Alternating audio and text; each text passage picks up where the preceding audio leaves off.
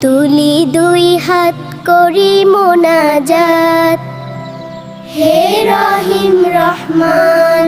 কত সুন্দর করিয়া ধরণী মোদের করেছ দান। গাছে ফুল ফল, নদী ভরা জল, পাখির কণ্ঠে গান, সকলে তোমার দান।